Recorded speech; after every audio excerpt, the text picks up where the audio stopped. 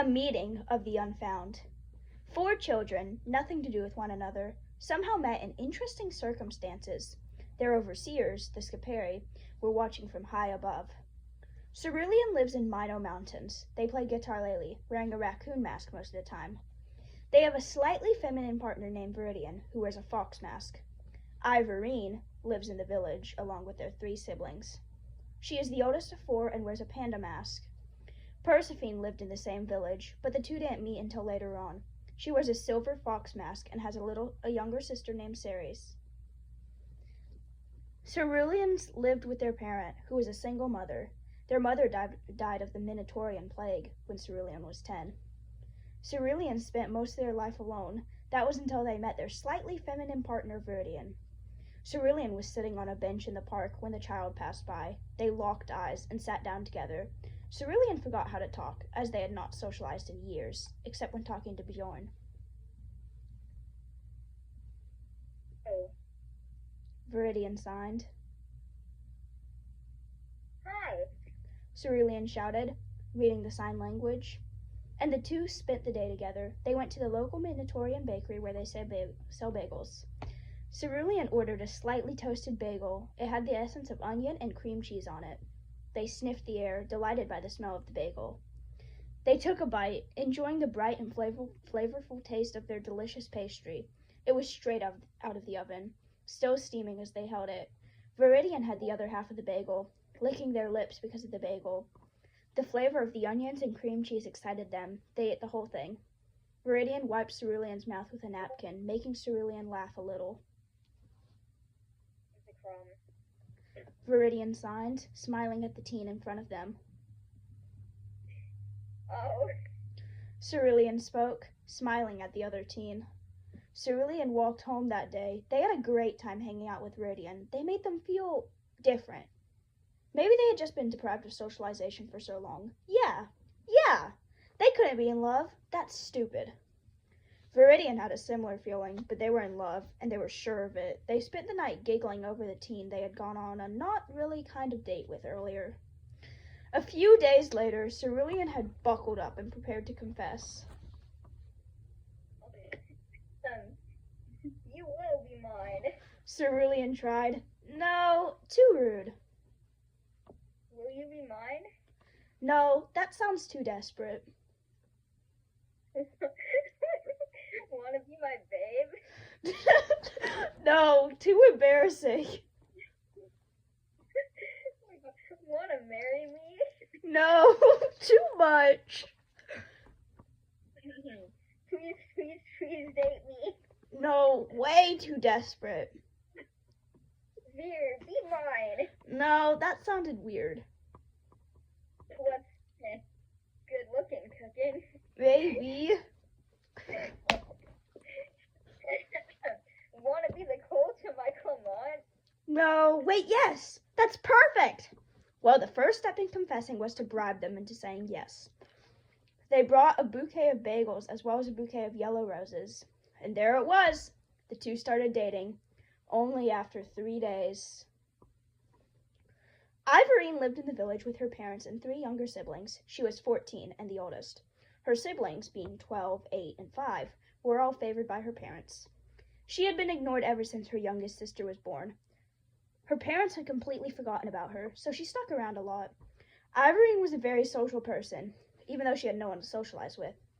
Because of this, she made a lot of imaginary friends over the years. It wasn't until she turned 12 that she realized her friends were not real. Her mind was full of anger at this realization. She decided that she needed to start a social life, that she needed to be free and run away. In order to run away, she would need some supplies to start out with. Luckily for her, she was barely noticed by her parents, meaning she could sneak the whole house into a bag if she tried. She grabbed her mother's wallet, taking the money out while leaving the wallet on the counter. She took some snacks, as well as her bedding and personal belongings. Her family was pretty rich, so she had a lot to choose from. She carried a large sack on her back. As she ran from her house, she ran all the way towards a field where she met Persephone. Persephone lived in the village as well, along with her younger sister Ceres.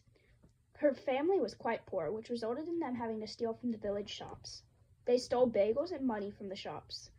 One day, she was out gathering money with her parents and sister. They were masked and inside of the bank. Her parents had on black masks, covering their entire face, while she and her sister had on animal masks. Persephone was keeping watch at the door, sweat running down her face as she made sure no police were nearby. She yelled, her face turning pale as she saw the cops rapidly approaching them. Her parents dashed their eyes towards the doors as the cops walked in. Do I say that? Yeah. Yes. Get out. Take your sister with you. Her mother yelled, throwing a punch at one of the cops. Persephone was in shock, grabbing the hand of her younger sister and running out. The two ran towards the field, seeing her parents fight with the cops, and never to see them again. "Hello?" Ivorine mumbled, seeing a girl her age in the distance. The girl did not look pleased. She pushed her sister behind her back, pulling out her pocket knife and holding it out. Ivorine tilted her head. "I'm not gonna hurt you," she said, rolling her eyes. Yeah, well, anyone could say that. Persephone replied, her younger sister clinging onto her own. "Yeah, well, do I look like I could hurt you?" Ivorine asked. Well, I guess not. Persephone responded, putting her knife away. But if you try anything, she continued, a smile creeping onto her face. Well, they were friends now, just the three of them. The three girls were on a walk when they reached a new place. It was the Mino Mountains. Ivorine was amazed by their surroundings, smiling at each new thing she saw. Persephone was looking out for her friend and sister, her knife close by as she walked through the mountains. Cerulean was walking with Viridian, smiling and giggling the whole time. They were walking around the mountains, holding hands as they admired the trees surrounding them. They had bagels in their pockets, while Cerulean had a block of cheese in there as well. They sat down on a bench, eating their bagels as they sat. Sirius was left to run free in the mountains when they stumbled upon two teenagers. They stared at the people in front of them. That kid. Cerulean whispered into the ear of their partner. I don't know. Are they alone? Viridian wrote in their journal. Cerulean thought. Let's go see. The two walked towards the child. Hey there, little one. Are you alone? Ceres looks at the teenagers in front of her. Staring at them, she turns around, running back to the two girls. Let's follow that kid. Cerulean yelled, grabbing onto the arm of their partner and dragging them along. They followed the child, being met with the sight of two teenagers. Cerulean froze as they saw one teen pull a pocket knife and hold it out in front of them. Cerulean grabbed their own knife out of their pocket, and the two stared at each other. Viridian hid behind their partner, grabbing onto their arm. Ivorine stood awkwardly beside Persephone, watching as the staring intensified. She and Viridian snuck confused glances at each other every once in a while, before returning their vision back to the other two children. Cerulean tried their best to swing at Persephone, but they were stopped by their partner every time. "What is happening?" Ivorine spoke, breaking the silence. Did you not see this kid? Persephone yelled. This gay free just tried to kill me, and they failed. Excuse you? You're the one to talk. Cerulean replied, anger present in their voice. Viridian, let go. I want to kill her.